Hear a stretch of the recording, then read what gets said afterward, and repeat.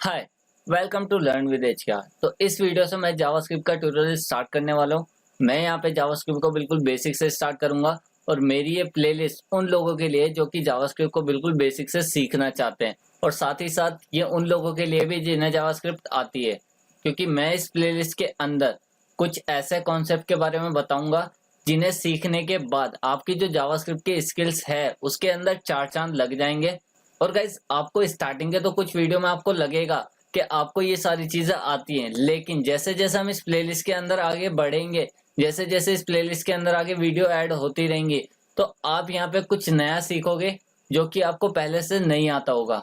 और मैं इस ट्यूटोरियल के अंदर वो सारी टिप्स एंड ट्रिक्स भी बताने वाला हूँ जिनकी हेल्प से मैं एक अच्छा जावास्क्रिप्ट प्रोग्रामर बन पाया। क्योंकि गाइस अगर आपने एक बार इस पूरी प्लेलिस्ट को देख लिया तो मैं आपको गारंटी देता हूँ आप जावास्क्रिप्ट के अंदर एक अच्छे खिलाड़ी बन जाओगे।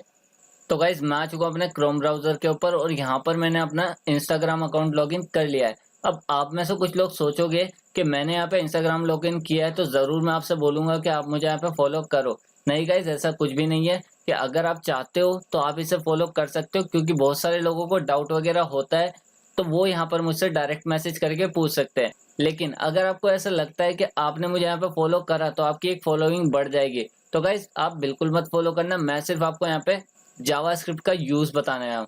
जैसे कि आप लोग जानते हो कि मैंने यहाँ पे अभी फिलहाल में अपना इंस्टाग्राम अकाउंट क्रिएट करा है और अभी मुझे यहाँ पे 9 लोगों ने फॉलो करा है। लेकिन मैं क्या चाहता हूँ कि जिन लोगों ने मुझे यहाँ पे फॉलो करा है मैं उन्हें फॉलो बैक करूँ। और फॉलो बैक करने के लिए मुझे क्या करना पड़ेगा, इस फॉलो वाले बटन के ऊपर क्लिक करना पड़ेगा। और गाइज आपको मैं बता दूं कि जब मैं एक काम को बार बार करता हूँ तो मुझे बड़ी बोर वाली फीलिंग आती है। तो मैं यहाँ पे इस काम को आपको जावास्क्रिप्ट की हेल्प से करके दिखाऊंगा। कि मैं क्या करूंगा, सिर्फ एक लाइन का कोड लिखूंगा और एक लाइन का कोड लिखते ही जैसे मैं यहाँ पे एंटर करूंगा तो मेरे जितने भी फॉलोवर होंगे उन सबको क्या हो जाएगा, फॉलो बैक हो जाएगा। तो उसके लिए मैंने यहाँ पे इसके ऊपर राइट क्लिक करा। राइट क्लिक करने के बाद इंस्पेक्ट के ऊपर क्लिक करा। इंस्पेक्ट के ऊपर जैसे ही आप यहाँ पे क्लिक करोगे तो क्रोम ब्राउजर के अंदर आपके कुछ डेवलपर टूल होते हैं जिनके बारे में हम आगे वीडियो में बिल्कुल एक्सप्लेनेशन के साथ पढ़ेंगे। तो अभी के लिए गाइस आप बस यहाँ पे ये देखो कि मैं यहाँ पे ये कैसे कर रहा हूँ, ये कैसे हो रहा है, ये समझने की अभी कोशिश मत करना, क्योंकि मैं ये सारी चीजें आपको बिल्कुल स्टार्टिंग से बताने वाला हूँ। इंस्पेक्ट पे क्लिक करने के बाद मैंने यहाँ पे इस क्लास को कॉपी करा। कॉपी करने के बाद कंसोल के ऊपर क्लिक करा और कंसोल के ऊपर क्लिक करने के बाद मैं क्या करूंगा, यहाँ पे एक लाइन का कोड लिखूंगा। इन सबको क्या हो जाएगा, फॉलो बैक हो जाएगा। तो उसके लिए मैं टाइप करूंगा 4 के बाद आई इज इक्वल टू 0 और उसके बाद सेमी कॉलन। सेमी कॉलन लगाने के बाद आई लेस देन 10। 10 क्यों लिया, क्योंकि अभी हमारे पास फॉलोवर कितने हैं, 9। उसके बाद हम क्या करेंगे, यहाँ पे सेमी कॉलन अगेन, फिर उसके बाद आई प्लस प्लस और उसके बाद ब्रैकेट क्लोज। ब्रैकेट क्लोज करने के बाद कर्ली ब्रेसेस लगाएंगे। कर्ली ब्रेसेस लगाने के बाद मैं टाइप करूंगा पे document dot query selector all और इसी के अंदर हम इन्वर्टेड कॉमा लगाएंगे। फिर डॉट लगा के जो क्लास हमने कॉपी करी थी उसी को यहाँ पे क्या कर देंगे, हम पेस्ट कर देंगे और उसी के साथ क्या करेंगे, ब्रैकेट को क्लोज कर देंगे। और उसके बाद हम क्या करते हैं, यहाँ पे कर्ली ब्रेसेस भी यहाँ पे क्लोज कर देते हैं। और कर्ली ब्रेसेस क्लोज करने से पहले स्क्वायर ब्रैकेट लगाऊंगा और इसके अंदर आई को पास कर दूंगा। पास करने के बाद मैं इसके ऊपर एक मेथड अप्लाई कर दूंगा क्लिक, और उसके बाद ब्रैकेट ओपन क्लोज कर दूंगा। और उसके बाद जैसे ही मैं यहाँ पे क्या करता हूँ, एंटर करता हूँ, तो ये सारे क्या हो जाएंगे, फॉलो बैक हो जाएंगे। तो गाइज मैंने यहाँ पे सिर्फ एक लाइन का कोड लिखा है, तो आप देख सकते हो इस एक लाइन के कोड से कैसे यहाँ पे ये फॉलो बैक होंगे। तो गाइज मुझे तो बड़ी ही एक्साइटमेंट हो रही है कि मैं यहाँ पे क्या करूंगा, एक लाइन का कोड लिखूंगा, ये सारे क्या हो जाएंगे, फॉलो बैक हो जाएंगे। अगर गाइज आपकी भी एक्साइटमेंट बढ़ रही है तो मुझे कमेंट सेक्शन में कमेंट करके जरूर बताना और साथ ही साथ अपना नाम मेंशन करना मत भूलना। उसके बाद मैं करता हूँ यहाँ पे एंटर, और एंटर करने के बाद देखना गाइज यहाँ पे ये सारे क्या हो गए, फॉलोइंग हो गए।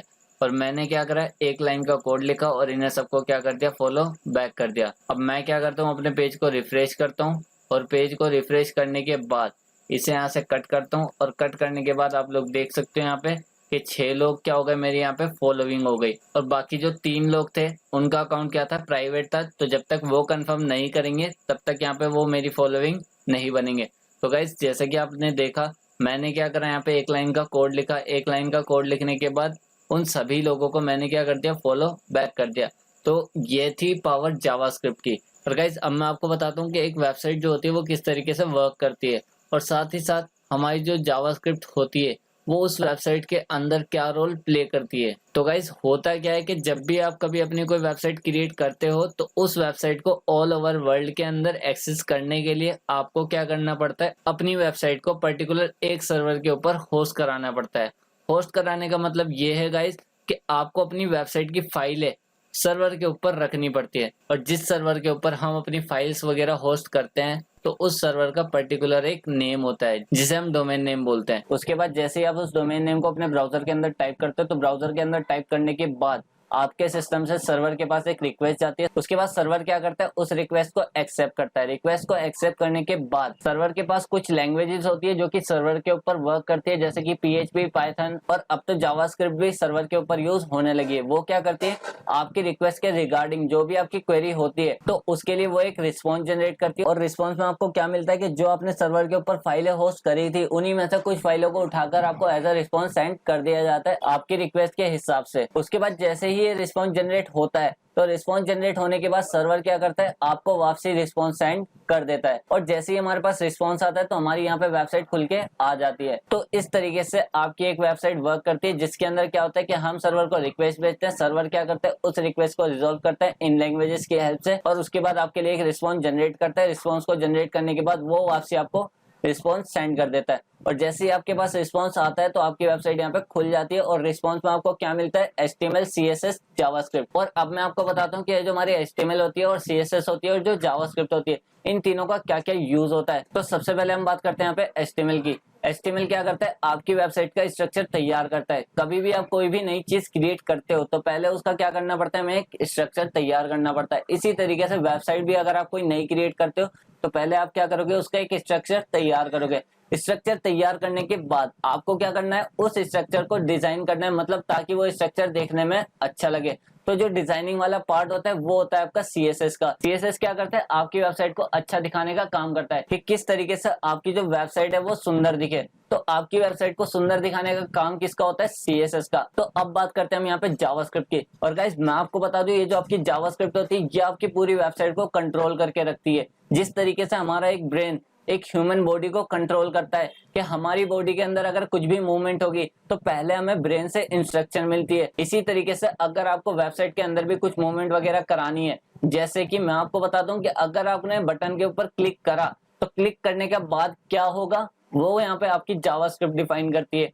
तो गाइस आई होप कि आपको पता लगा होगा HTML क्या करता है, स्ट्रक्चर तैयार करता है, फिर उसके बाद डिजाइनिंग के लिए हम CSS यूज करते हैं, और अपनी वेबसाइट को कुछ एक्स्ट्रा फंक्शनैलिटी देने के लिए हम यहाँ पे यूज करते हैं जावास्क्रिप्ट का। तो गाइस जावास्क्रिप्ट जो लैंग्वेज है आपकी काफी फास्ट लैंग्वेज है, और ये जो आपकी जावास्क्रिप्ट होती है ये क्लाइंट साइड लैंग्वेज होती है जो कि आपके ब्राउजर के अंदर ही वर्क करती है। जैसे कि मैंने क्या करा था अपनी पिछली स्लाइड के अंदर आप लोगों को बताया था कि हमारे पास दो टाइप की लैंग्वेजेस होती है, एक होती है क्लाइंट साइड लैंग्वेज और एक होती है हमारे पास server side language. Server side language क्या करती है, सर्वर के ऊपर वर्क करती है कि जैसे ही यूजर ने कोई रिक्वेस्ट करी उस रिक्वेस्ट को रिजॉल्व करने के बाद जो रिस्पॉन्स जनरेट करने का काम होता है वो किसका होता है, सर्वर साइड लैंग्वेजेस का। लेकिन जो आपकी क्लाइंट साइड लैंग्वेज होती है वो आपको एक यूजर इंटरफेस क्रिएट करके देती है जिसके ऊपर आप काम कर सकते हो। आशा करता हूँ गाइस कि आपको ये सब कुछ समझ आया होगा कि सर्वर साइड लैंग्वेजेस कौन कौन सी होती है, क्लाइंट साइड लैंग्वेजेस कौन कौन सी होती है, और किस तरीके से क्लाइंट के पास से रिक्वेस्ट जाती है सर्वर के पास। सर्वर क्या करता है, रिस्पॉन्स को जनरेट करके क्लाइंट को देता है, और उसके बाद हम क्या करते हैं, उस वेबसाइट को सर्व करते हैं। और गाइस बने रहिए मेरे साथ इस प्लेलिस्ट के अंदर, क्योंकि हम यहाँ पे जावास्क्रिप्ट को काफी डीपली जाके पढ़ने वाले हैं।